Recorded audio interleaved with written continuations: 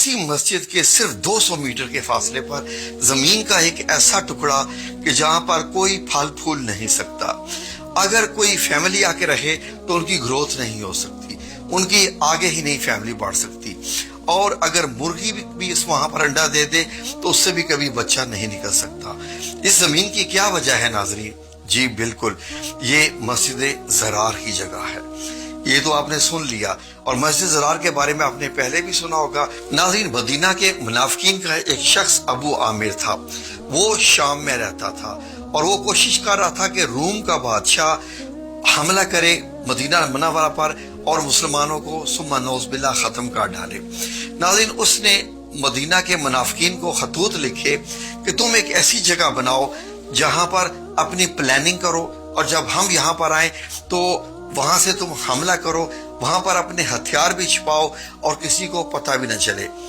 ناظرین، جب نبی کریم صلی اللہ علیہ وآلہ وسلم غزوہ تبوک کی تیاری کر رہے تھے تو انہوں نے جلد از جلد اس کا کام کیا اور آپ صلی اللہ علیہ وسلم سے ریکویسٹ کی کہ آئیں اور اس مسجد میں آ کے نماز پڑھیں. اور جب ان سے یہ کہا گیا کہ مسجد قباء تو ساتھ ہی ہے، کیا ضرورت تھی مسجد بنانے کی، تو انہوں نے یہ کہا کہ ہمارے بڑے بوڑھے ہیں، سردی ہوتی ہے، چلنے نہیں ہوتا، جبکہ فاصلہ صرف 200 میٹر کا تھا.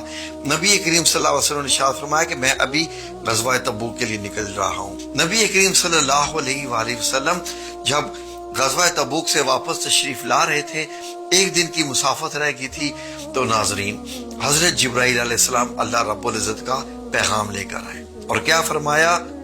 ناظرین، سورہ التوبہ کی یہ جو آیات نازل ہوئیں 107 سے 110، ناظرین ان آیات کا ترجمہ سن لیجئے، جن میں اللہ رب العزت نے نبی کریم صلی اللہ علیہ وسلم کو وہاں پر کھڑے ہونے سے بھی منع فرما دیا اور مسجد قباء میں جا کر نماز پڑھانے کا حکم ارشاد فرمایا. ذرا ترجمہ سن لیجئے.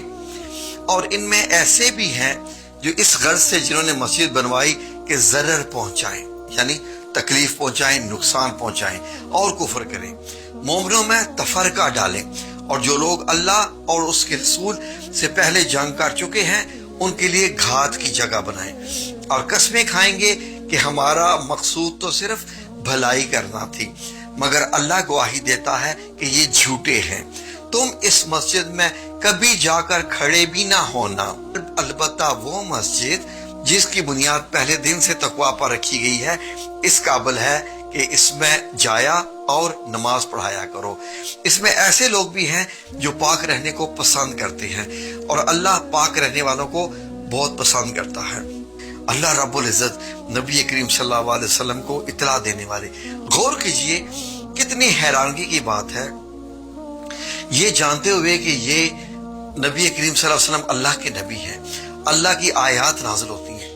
یہ لوگ کیسے تھے جو نبی صلی اللہ علیہ وسلم کے ساتھ جھوٹ بولتے تھے اور یہ سمجھتے تھے کہ ہم ان سے چھپا پائیں گے، ہم ان کو جو ہے وہ نقصان پہنچا دیں گے، ان کو پتہ ہی نہیں چلے گا، اور ہم یہاں پر ہتھیار رکھیں گے اور مسلمانوں میں تفرقہ ڈالیں گے.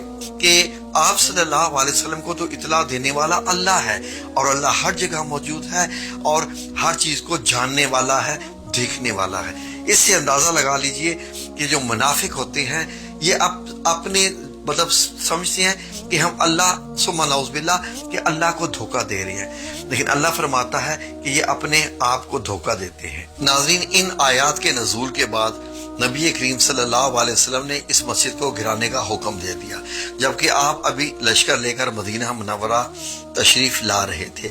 آپ نے زواوان سے چند صحابیوں ان کو حکم دیا کہ اس مسجد کو منہدم کر کے اس میں آگ لگا دیں.